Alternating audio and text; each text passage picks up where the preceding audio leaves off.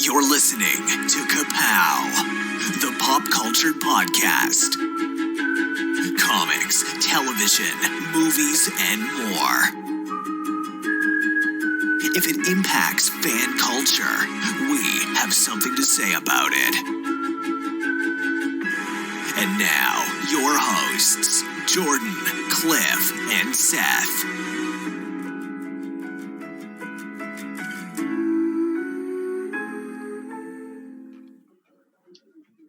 Hello, everybody, once again to a brand new episode of Ka-Pow, the pop culture podcast. My name is Jordan Lowe. I'm Cliff Barnes. I'm Seth.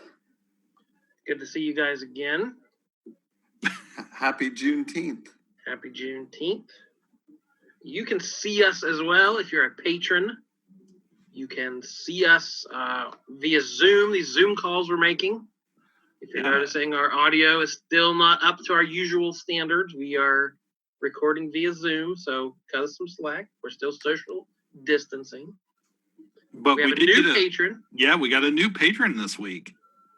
Well, whether he wanted to be or not. Finally. The last remaining Lowe brother has succumbed to the patron. So bad news, guys. I'm out of relatives. You guys are gonna have to go to some family reunions and hand out magnets or something. Oh, I don't do that anymore. I'm not against that. Yeah, so welcome, Coach Mayor Jared Lowe is our newest patron. It's his birthday or something this around now, isn't it? It's about to be your birthday too. It's my surprise birthday. Don't tell me. Oh, okay. Sorry. I have that on my calendar. It says Lowe's fake birthday coming up. Right. Yeah, usually around July. Jared's is the middle of June here. So yeah, you can pledge $1, gets you access to our secret Facebook page, or you can vote in polls like Jared just did for the first time.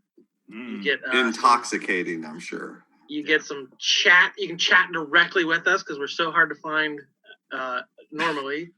All right. We will respond directly to you on there. Or if you don't want to do the patron thing, you can just cash out Cliff $1, I think. That's true. I'll accept that. Yeah, until yesterday, I didn't even know what Cash App was. Yeah, I don't. And Michael had to explain it to me. Oh. And first he said, "Well, don't you have Venmo or Cash App?" And I said, "What am I, a drug dealer?" What am I, a mailman? I did stop down. I texted Michael today, and I stopped down and see Remington at his place of business and buy some stamps. And I thought of Michael today. I told Remington, I said, I need a book of stamps. And he's like, "Oh, okay, no problem." Brought them right out to me. We're talking a little bit. And I said, "You know what? Give me 2 books. Whoa. Big spender. Big spender. Down at the stamp selling store. 2 books of stamps. It take me a long time to use those nowadays because I don't use too many stamps. Yeah, I won't have to buy any for a long time. But I thought of Michael. I thought I'm gonna support him. Keep his job security going. That's right. We need the mail. I'm on vacation. Did I mention that? No. I start vacation today. Next 10 nights off. Wow. So I got a new video game came out today, Last of Us 2, and got a new board game, Back to the Future. It's probably the 10th Back to the Future board game that's came out, but this one looks like it might be good. So the other ones all suck. I didn't buy any of them, but if it is really good, I might record a little video. Yeah, you should do that. I was watching a video on YouTube today. Carly and I were about a channel we watch all the time that does a lot of 80s stuff. Special. He does 80s toys, and he's a big collector and stuff. And he was talking about the lack of toys that there were for 1985 when Back to the Future was released. And, there were so many kids that were just clamoring for action figures and a DeLorean, and there was just nothing until they had a few when they released Back to the Future 2, not a lot, but a few. And in the same way, and I related to this when he was talking, the same thing happened with Ghostbusters. When Ghostbusters came out in 1984, there was no toy line at all. Yeah. There was a soundtrack. I had a T-shirt, and that was it. And you just had to, make it up yourself. So when Back to the Future came out, I think I said before, we went to Zanesville to a KB Toys, and I bought the Volterra skateboard that he had in the movie. I skateboarded through the mall. I was so excited. Good times. Well, they had the hoverboards, but the government bought them all and warehoused them on Area 51, I think. So. Yeah. Yep.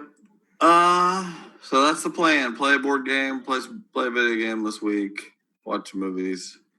Stay home. You're going to get the quarantine experience that we had a couple Hell yeah. Yeah. Heck yeah. That's what's going to happen. So, as we mentioned, it is Juneteenth, June 19th, the celebration of the end of slavery in America. Is this going to be a national holiday now, finally? It is. It is or it isn't? I'm not a thing yet. Yeah, it shows up on my calendar on my phone automatically on my app. It has for. Well, so does my fake birthday, so that doesn't tell us anything. True, but I put that in.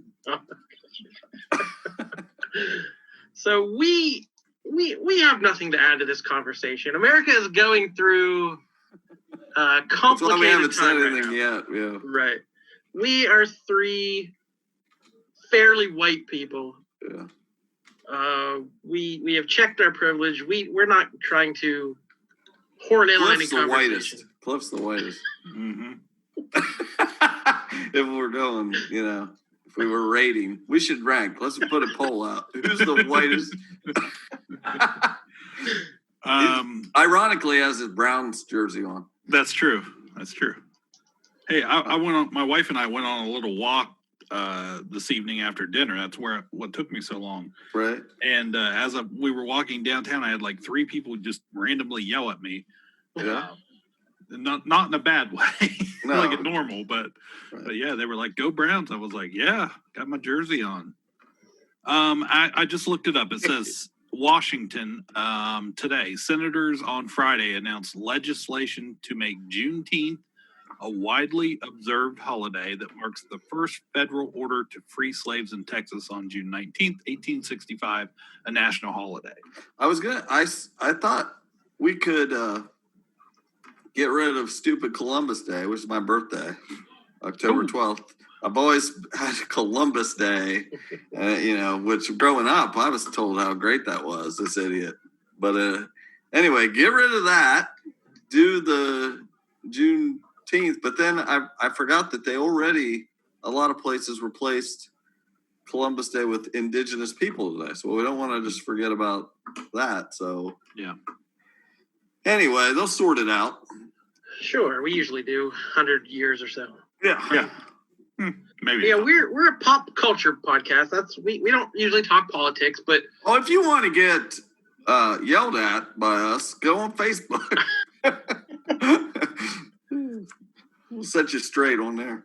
Yeah, we'll get a little looser on the Facebook page. We'll tell you what we really think, and then we'll delete it immediately so there's no evidence of it. That's right. No trail. But to me, it's almost all one and the same anymore. Politics is pop culture and entertainment, and we have talked forever about representation and what that means and how important it is. And to me, pop culture is American culture. It is seeing yourself reflected back and telling your stories. And there's very little more important than that to me. I know all movies and TV and all this nonsense we talk about, it's all silly and frivolous, but it shaped us, how we came to be, what we believed in, who we viewed as heroes and what we thought about and fought for. Like, it had a huge impact on us growing up. as it is everyone in America. So I can't imagine. I just read during quarantine, I picked up the Epic collection of Thor, which is the original run of Thor and Journey into Mystery, like 25 issues of Thor comics. And it was so glaringly obvious there was not a minority face in the book. 25 issues of comics, and there's not one non-white face in the entire book. It was black and white. It was full color, but it was very white. I thought there was Epic collection. Okay, sorry, go. No, but can you imagine growing up, reading a book, watching TV, and you don't see anyone who looks like you? We didn't have to worry about that. That was not a problem for us. We had plenty to choose from. But it's just, it's not that long ago. There was so little out there representing a whole race of people. And then when there were, you'd see they were bellhops, or, they'd unloading luggage from trains and stuff. And it was like they were the lower class.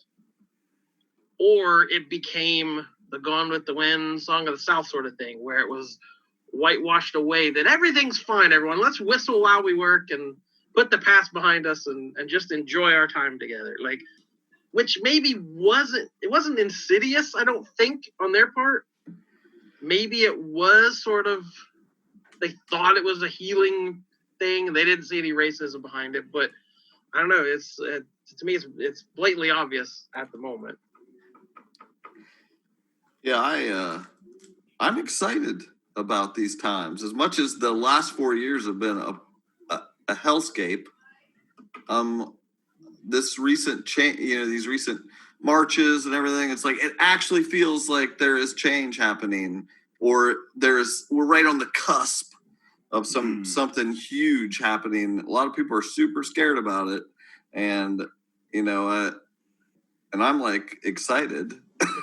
I'm like, wow, something could happen. So hopefully, like Dave Chappelle was saying, if you guys watch that 846, it's like, good, you crazy kids, good job. Stay out there. I hope that they can keep this going and everybody can vote for the right people and support all these causes and put your money in the right things and actually get somewhere. I assume people felt like this at other times in history, like things were changing, and things have changed in history, but this just feels like another moment that things had to go so bad for something good to come out of it. And right. You were saying about Gone with the Wind. Like there was all that overblown about them removing that from HBO Max. That's where it was, right? I believe. Yeah, and we've talked about that before, where rewatching that, it's a classic, important piece of cinema, but rewatching it today, you just see that so obvious attempt to make slavery fine, and the Old South is a glamorous place, that we've somehow lost something magical when we've lost the glory and grandeur of the Old South, and it's just icky. Mm-hmm. And so HBO Max was going to have either some sort of disclaimer, as Disney Plus has done, to add context to it and history, put it in historical context. And they removed it before doing that, and people kind of flipped out because you're erasing our history. Right. And no, the movie, we shouldn't erase the movie. It's an important piece of art. But yeah, it's important to have context to it as well. Because to me, that movie that's what people think of the Civil War and the South. There's very little of the black and white, history book text. You imagine Scarlett O'Hara and the wonderful, beautiful dresses and Rhett Butler and dashing heroes, and it's like that was not the reality of it. This was the much later revisionist history of it. Right. So obviously, it was not that big of a deal, and all they're doing is putting that disclaimer, like you said, and maybe they shouldn't have took it down while they were doing that and drawing all that attention to it. But I don't know. We'll see what happens. It's exciting, but I was going to be very clear, because I'm part of this podcast, and I speak for me, but I feel like I speak for all of us. To be very clear, we're for all this. we're not. I don't care. I want to be clear. I don't want to be like, you think we're not telling our real thoughts here or anything. I am all for this progressive change, and don't be scared of people getting to have the same rights as you. It's going to be okay. And I do believe in systemic racism, no matter what my father says. Let me be very clear. Yeah, to me, it's not a controversial statement. Like, I don't want to talk about my politics, and I don't think anyone cares what my politics are. Right. But to me, it's not. Equality and justice are not controversies. Right. So I don't know. I don't have a problem with that. Right. Yeah, just even in the pop culture landscape, like I said, it's changing so fast. When Vanessa Morgan from Riverdale can tweet out, "Hey, I don't feel like I'm being properly used on this show. I feel like I'm being sidelined and the minority characters are," and it's like she's not immediately fired by some powerful corporate executive. Like, changes are happening. John Boyega can go out with a bullhorn and shout to the masses, and Disney's like, "Go, buddy!" Like, there's a shift happening for sure. Yeah, and I worried there at first when companies started speaking out. I was just like, okay, is this just, hey, we're this is the popular thing, we want to know, we're behind it type of deal, or is this for real? Hey, we are behind this. And there's always some of that. There's always the, this is a way to market ourselves, and there's some cynical thing behind it for corporations. But with a lot of these companies, it wasn't just a, hey, we're putting a statement out and then we're going to forget about it. I don't feel like this time.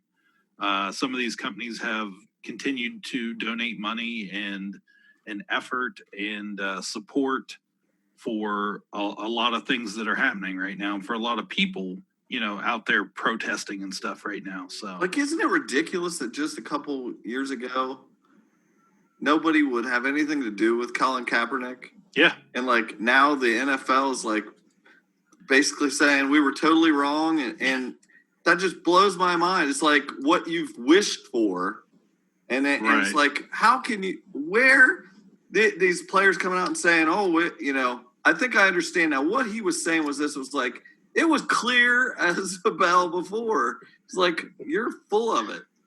Yeah, I mean, the man and everyone that kneeled at an NFL game, they were very clear why they were doing it. It was just this counter. We're spitting on the flag, apparently, right? Even though it's nothing like that. But that's all these people, these Drew Brees and Tom Brady and all these guys, long after they are forgotten, people are still going to be learning about Colin Kaepernick in school. So, but yeah, that protest, at least then, was a very difficult conversation to have. The one we're still trying to have today, and it was very nuanced, and there are complications on both sides. But just saying, I support the flag, I stand for the flag, I support the troops, that's simple. That's an easy line to draw. So people, for good or ill, they're gonna make the easiest argument they can. So we don't have to have the complicated one. Well, we've kind of forced the issue now. We're having the difficult conversation.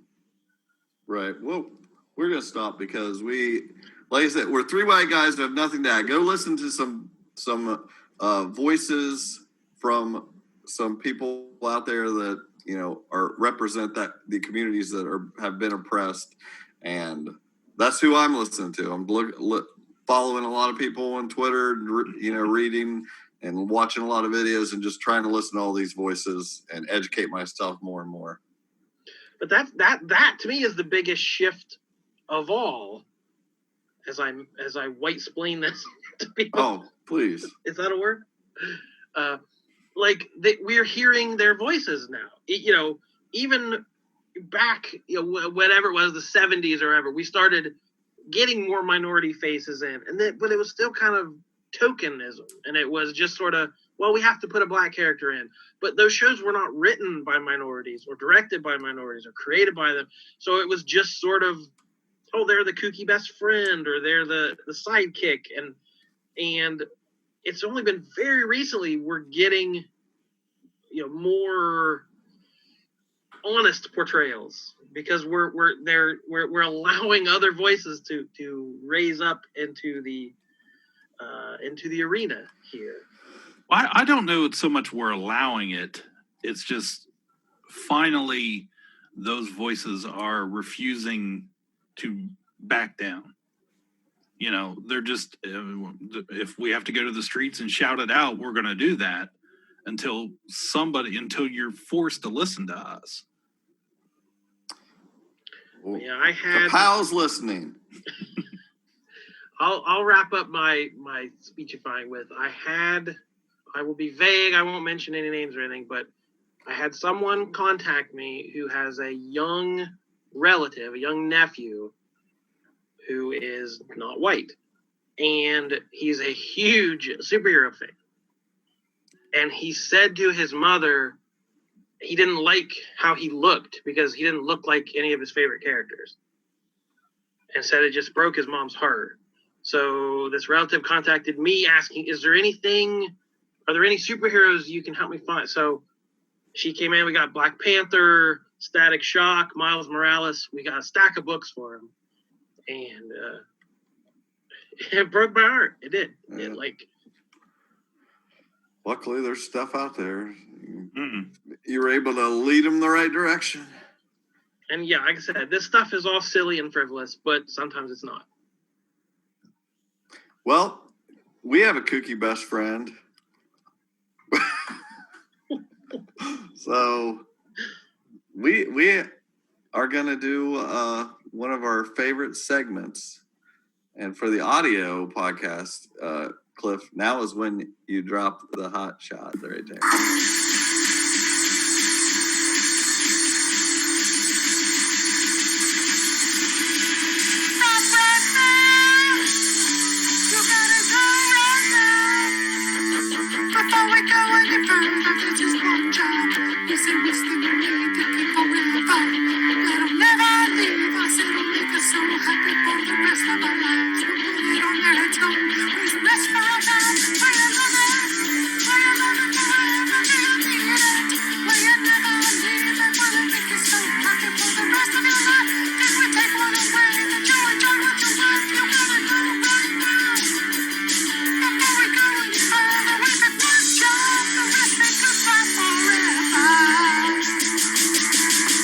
Oh, was that not great?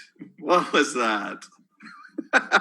Okay, now we're gonna do one job, and we're gonna do it on. We're gonna get some more representation on Ka-Pow here. Yeah. After some debate, well, I don't know if it was so much a debate, but after we were making a lot of suggestions of trying to get some representation here, and thinking actively. Yeah, we came up with a lot of great choices that we could have done any of them. Almost. So we chose of them. That sounds so bad. No, we were trying to get some representation. So we're starting this week with Samuel L. Jackson. Can't believe we haven't one jobbed him yet. Well, I think we were kind of afraid because his filmography is a little. I think I brought him up once before, and I was just like, it's almost like I don't want this messed up. So nobody messed this up is basically what I'm saying.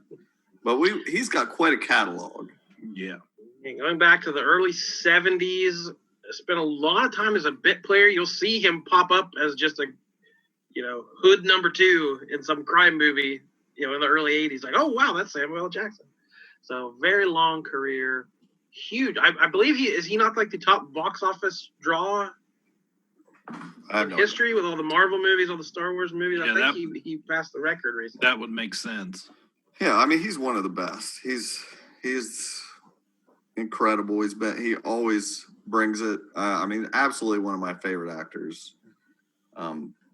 Let's go way back here. Let's go down the list here. These aren't necessarily in order of when they happen, but just kind of the less known things. I'm trying, like you say, he's been in so many things that there's a billion movies on here that you've never even heard of. But let's say, like, Rules of Engagement. Do you guys remember that one? The Tommy Lee Jones and Guy Pearce, Ben Kingsley. I remember saying that years ago. Changing Lanes with Ben Affleck. He's in Jungle Fever. I didn't know he was in Jungle Fever. Yeah, he's got a small part. Shaft. I don't think I've ever seen any of the Shaft movies. Hold on. He worked 3 years as a stand-in for Bill Cosby on The Cosby Show. What? On Wikipedia. Wow. I did not know that. The Negotiator. He was a pallbearer at Martin Luther King's funeral as well. Oh, I read wow. that. I read that the other day. Mm-hmm. Wow. Yeah. What? And I feel like there's a story there. What? I know he's told that story before on a talk show or something. I don't remember the exact details. He was part of some whatever organization it was. He was part of it. Black Snake Moan. Love that movie. Yes, I knew you would bring up. We already got Long Kiss Goodnight on and an immortal meme from that movie of Sam Jackson in the white sleeveless T-shirt giving the glare with the big beard. What do you call his shirts? I'm not sure. They're just tight. They're ribbed undershirt. Anyway, the Long Kiss Goodnight we've already got in Ka-Pow history because that's what we inducted Gina Davis in for. And a controversial pick, but Cliff and I were unanimous. Yeah. Coach Carter, A Time to Kill. That's a good movie. That's a good movie, yeah. I guess he's in these XXX movies. I don't think I ever watched one. Kill Bill. Mm-hmm. Snakes on a Plane. I'm going to confess I've never seen Snakes on a Plane. I haven't either. me neither. I don't feel like I'm missing anything. But if I am, please let me know. Yeah, I feel like I got the gist. Hard 8. That was good. Another great movie. Yeah, let's see. Coming to America. He robs the McDowells. As I recall, he comes in. Kong Skull Island. Yep. He was good in that. Yeah. Then, little known fact, Michael saw that in IMAX, I believe. That's what I heard. Apparently he was in True Romance. Why am I not remembering who he was in that? Must have just been a small part.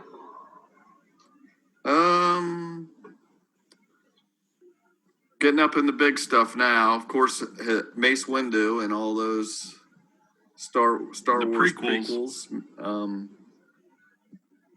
He was in Shaft, the remake. Yeah, I said that, but I've never seen those. Then Nick Fury in the Marvel movies. I mean, those two roles take up a lot of movies. Of course, Mr. Glass and Unbreakable and Glass. Then Do the Right Thing. Apparently he was in a Kingsman movie. Of course, he's Frozone in The Incredibles. Just great. I love that. Where is my super suit? Yeah, it's a great scene. Jurassic Park. Yeah, I just watched that the other day. Probably, I would assume my introduction to him. I don't know that that's probably the earliest movie I'd seen him in. Oh, really? Jurassic Park? Very memorable role. Mm-hmm. Yeah. He hadn't had his breakout before then, had he? I don't think so. Yeah, Probably Pulp Fiction not. was after that. Yeah. Yeah, a year later. And then, he's been in so many Quentin Tarantino movies. Django, Hateful Eight, Pulp Fiction, Inglourious Bastards he narrates, I believe. I'm sure I possibly missed something, but we put a poll up. Correct? We did, yes. Does anybody check that? Yeah, I can look at it here. All right. We had one vote from Valerie Lowe for Frozone and The Incredibles. Yeah. One vote for the OJ Mr. Jesse Starcher for Nick Fury. Yeah. Which what a great choice to use the Mark Miller version of Nick Fury. I mean, perfection.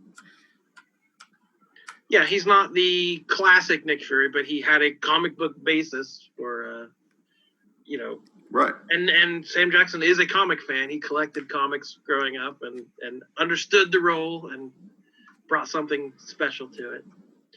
And then 2 picks, both my brothers, Justin and Jared, Jules Winfield from Pulp Fiction.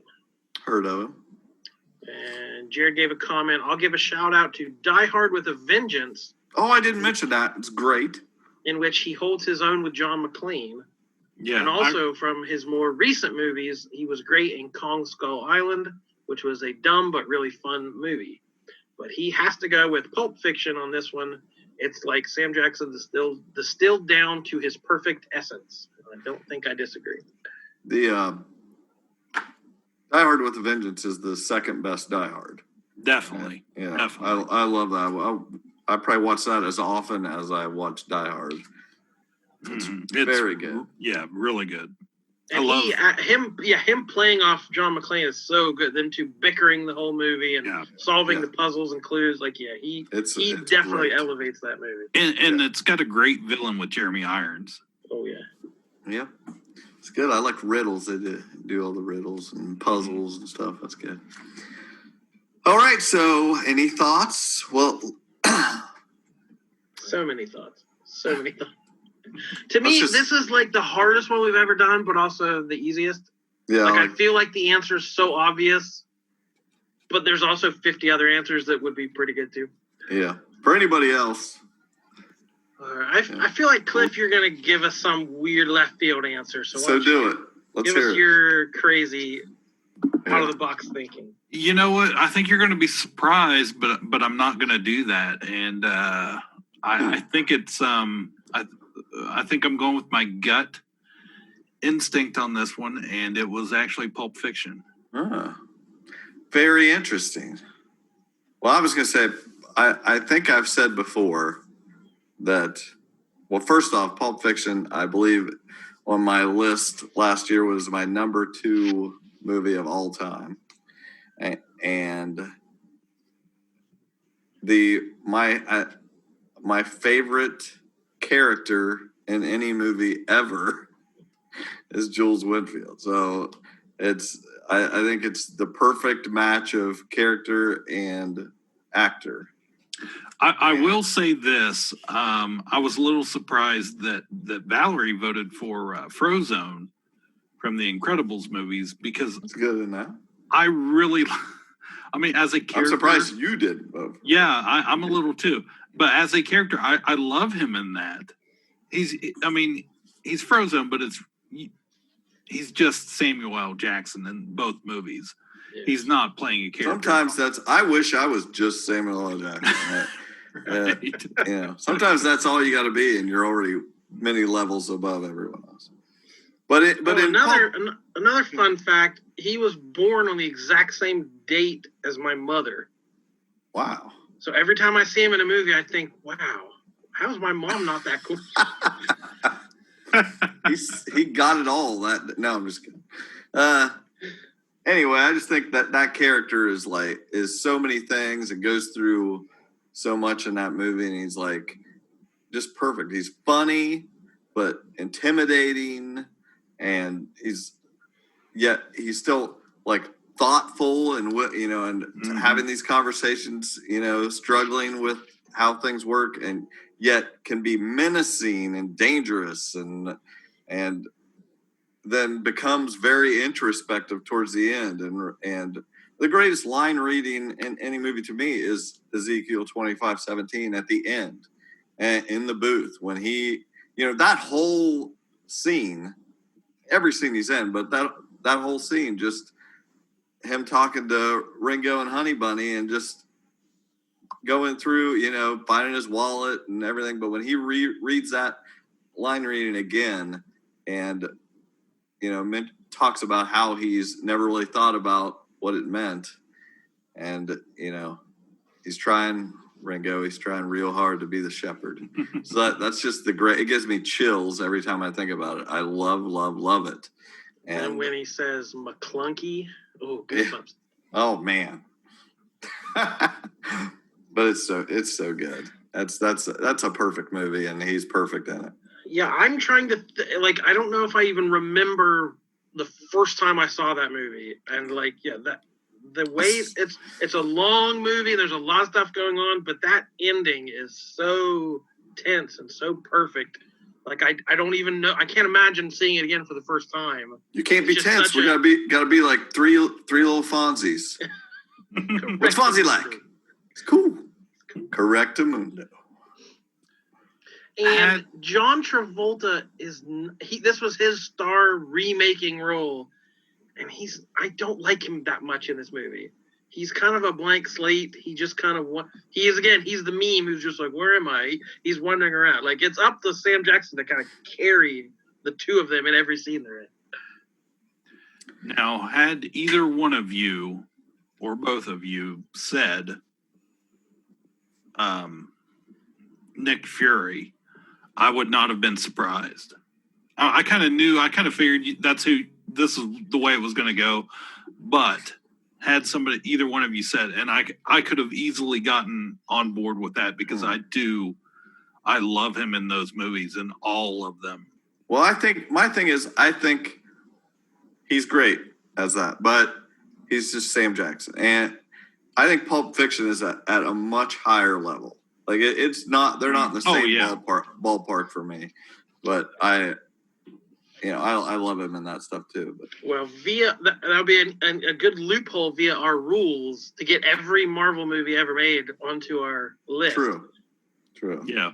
But contrary to Pulp Fiction, I do remember the first time I saw Iron Man, and that final scene of him saying the Avengers Initiative, that, as a comic nerd my whole life, that moment, he sparks everything from then on. Of that, you thought you're the only one. It's like, oh my goodness, this is going to happen, and it was made real in that moment. Thank you. Yeah.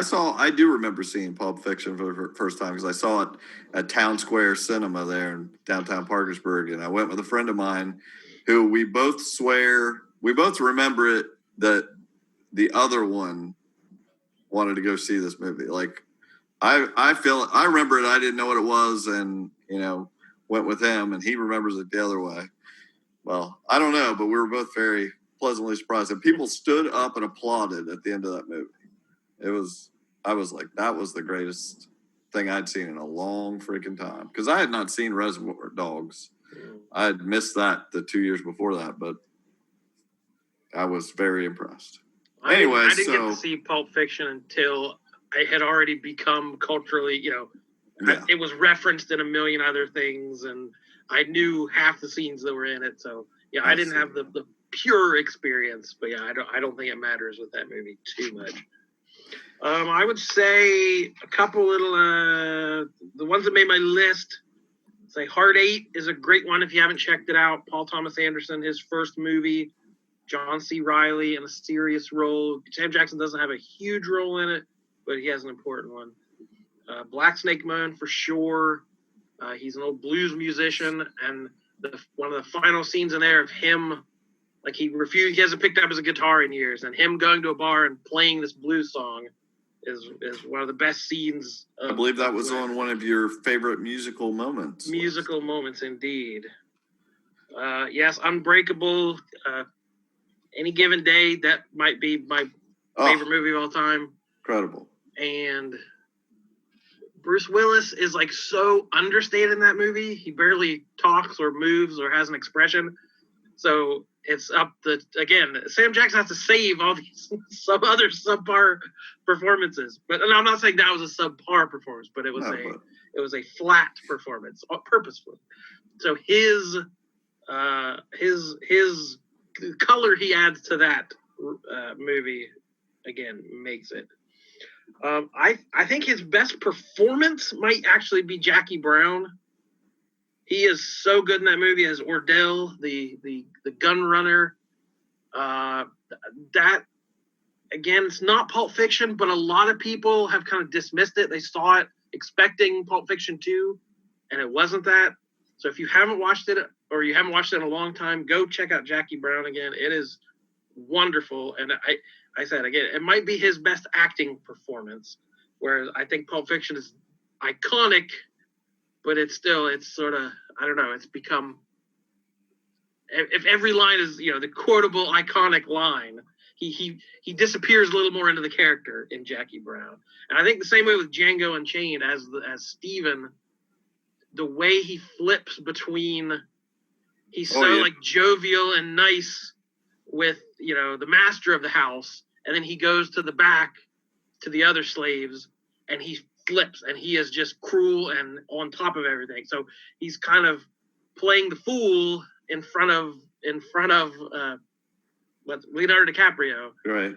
And you can just see it in his eyes how he switches when he's not around. So again, that probably in the latter day, he does have a tendency to just play Sam Jackson in every role.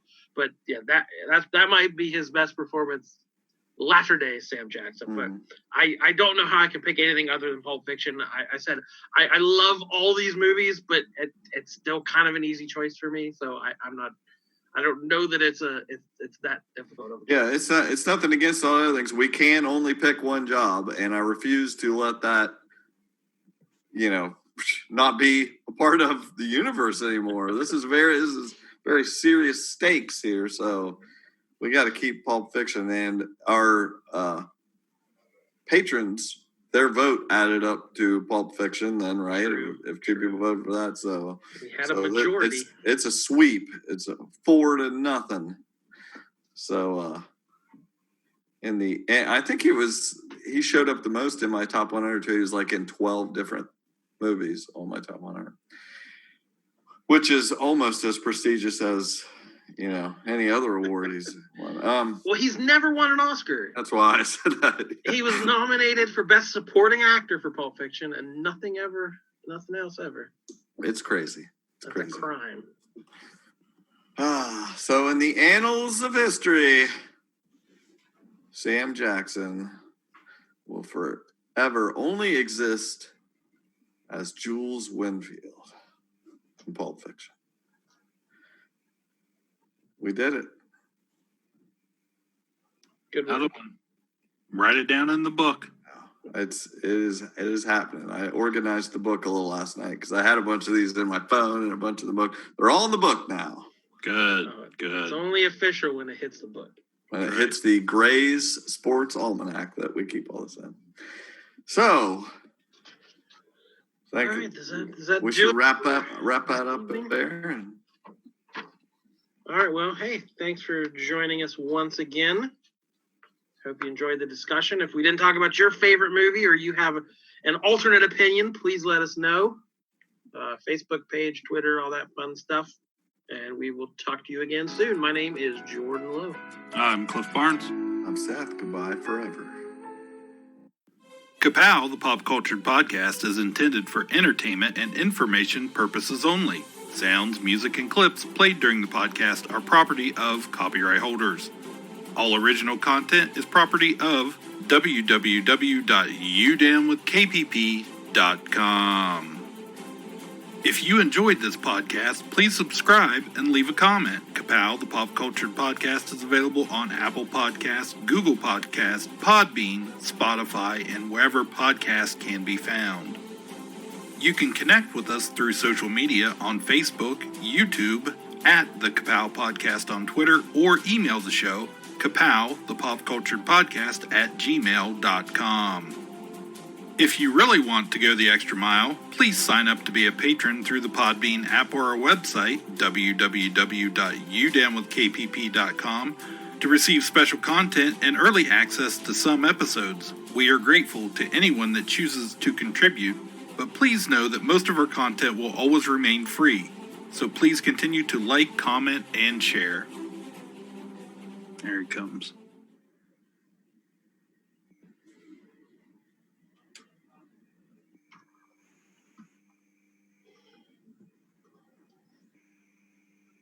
I feel like I'm always in the same corner here, but you guys move around all the time. It's your meeting, baby. We're just we're just living in it. All right. Hey, there he is. Video. Audio. I can hear you.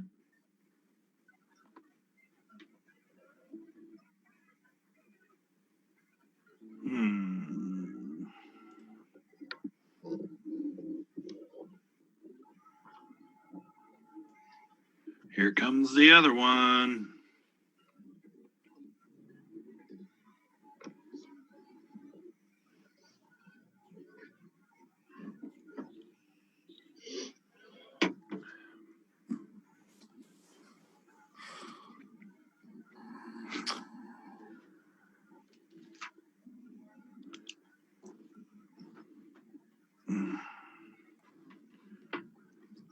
Trying to be like Jordan, I got books behind me.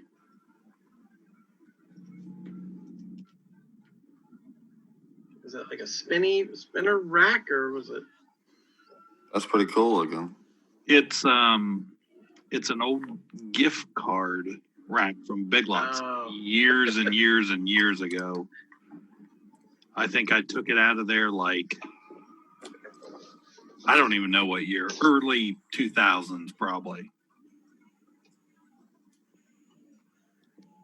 What are we doing? Oh, snap. I don't know. I was sitting here flipping through my copy of old Godzilla versus Barkley. What? How long have you had that? I have had this for 2 days. 1 week. just opened it up a few seconds ago.